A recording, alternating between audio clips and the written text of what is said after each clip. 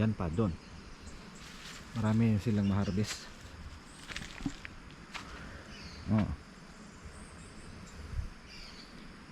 Pati dyan kasi dyan banda paakyat doon, bato na yan.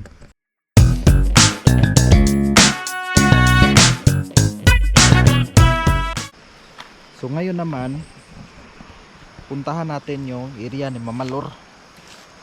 Dito pa rin yan, malapit. Mayroon palang daanan dito, daanan lang natin dito sa baka. Tiba-tiba yung baka, maraming pagkain.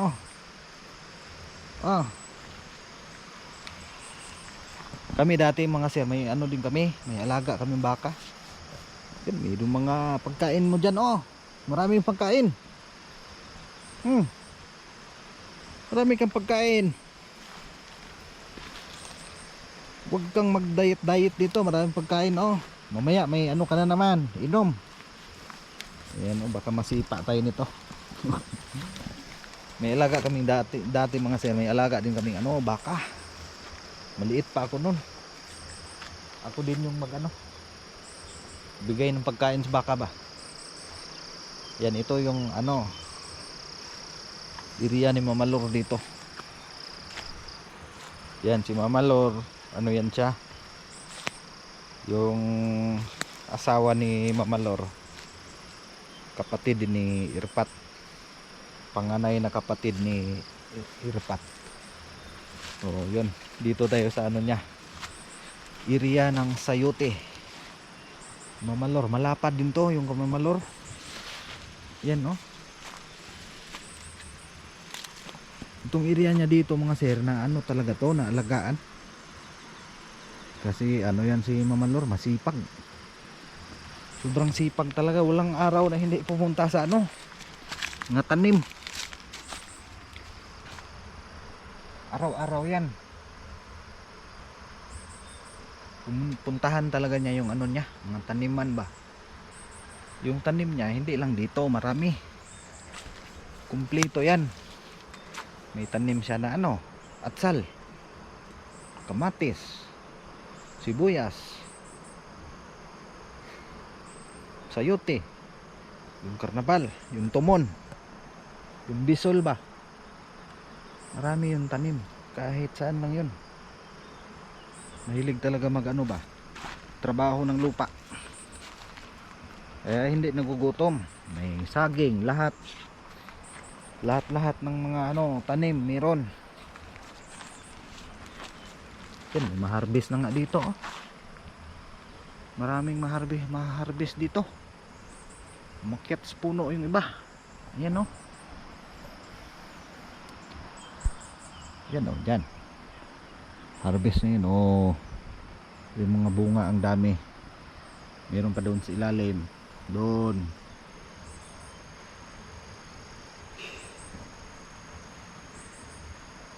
Pero may pa rin, apektado din sa init. May mga sili siguro dito. May tanim din sila na sili. Lahat ng pwedeng itanim nila. Sili talaga. Pero wala nang bunga.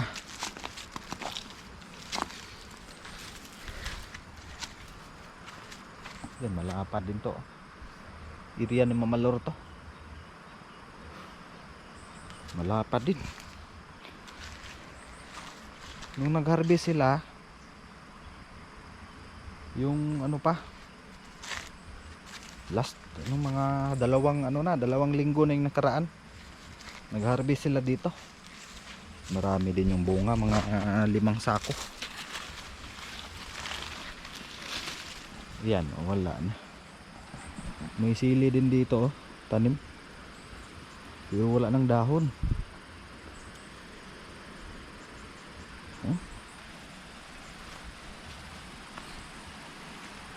Mayroon pa pala dito sa ilalim. Mayroon pa. Doon malapit na yan sa tubig. Bali dito, yung dito mga sir, doon sa kabila, area ni Irpat. Dito marami palang sili. Nung simula akong trabaho ng lupa din dati sir, bata pa ako noon. Doon ako sa dulo, nagtanim ako ng ano doon, bagyo beans. Hindi ko malimutan yun yung ano, pinaka una kong ano, tanim, bagyo beans talaga. Pinili ko yung paborito kong ano, gulay.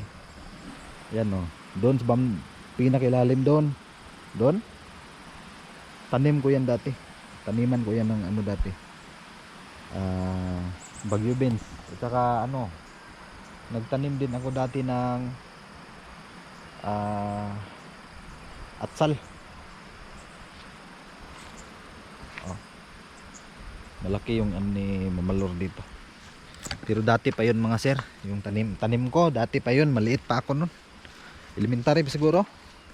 Tapos mga grade 5, grade 6, ganyan yung edad ko, mga 12, 13, ganyan. Tanim ako doon ng ano, yun, bagyo beans. Yun yung pinakauna kong tinanim, bagyo beans. Paborito ko kasi yung ano, gulay ng bagyo beans. Oh, may bunga. Paldo na naman to.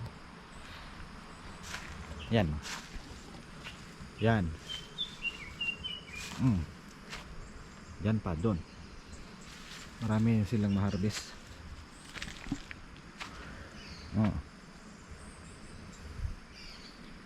Pati dyan kasi dyan banda paakyat doon, bato na yan, mga bato-bato. Yan, pag ano, maraming bunga talaga, matutuwa ka talaga magtingin. Maraming bunga, nakakatuwa, nakakawala ng pagod.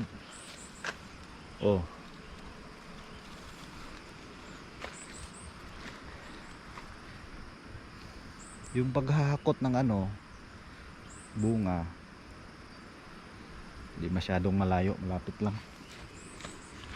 lang sa bahay.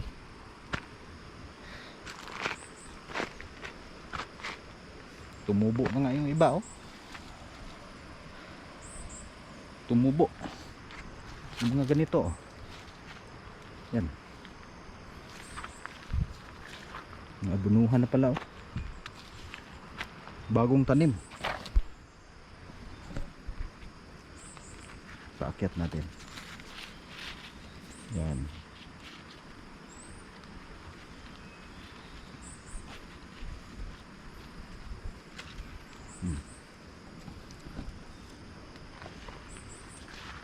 Grabe, ang daming bunga.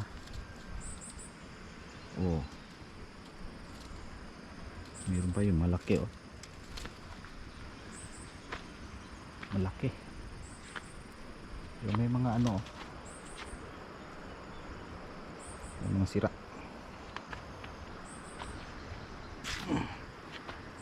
Pati ito kunin lang natin to sira. Ito magandang similya. Magandang similya yan. Ito din Ito yung problema mga sir pag ano, problema pag paabutin mo ng ano, 2 linggo bago mo harbisan. Yun yung magiging problema. Marami yung ano, sagal. Yan naka2 sagal na tayo. Mga ganun mga sir, hindi na kasi yun na ano, sa palengke, hindi na binta. Pwede yun sa palengke, mga ganyang klase, yung mga sagal, gawin yan lang ano, slicein nila ba, tapos binta per kilo, pira pa rin. Marami talaga dito.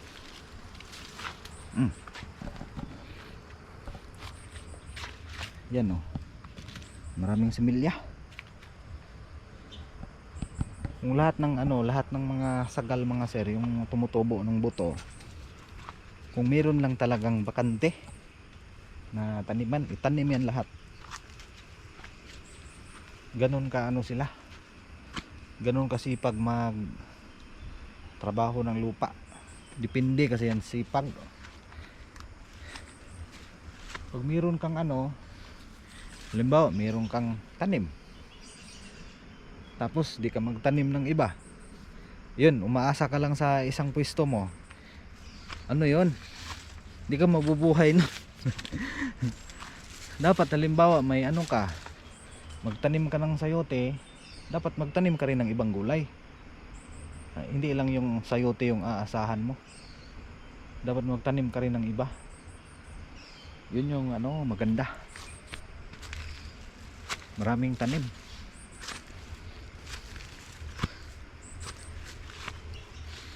May ano ka, may sayote.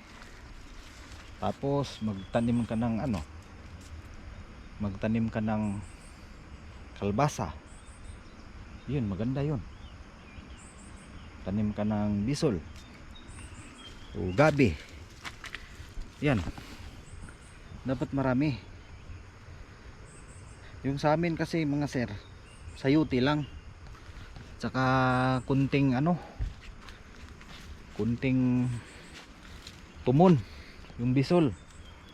Yun yung ano namin, yun lang ang tanim namin kasi may trabaho din naman si Irpat. Yung trabaho siya,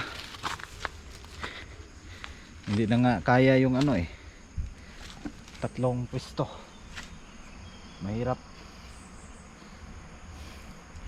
So yun mga sir, hanggang dito lang. At siyempre galing tayo dito sa ano, galing tayo dito sa area ni Mamalor, no? Galing tayo dito na masyal. So maraming salamat sa inyong pagtutok. Sana abangan nyo pa rin yung ano natin, yung next upload natin mga sir. So yun, maraming salamat ulit.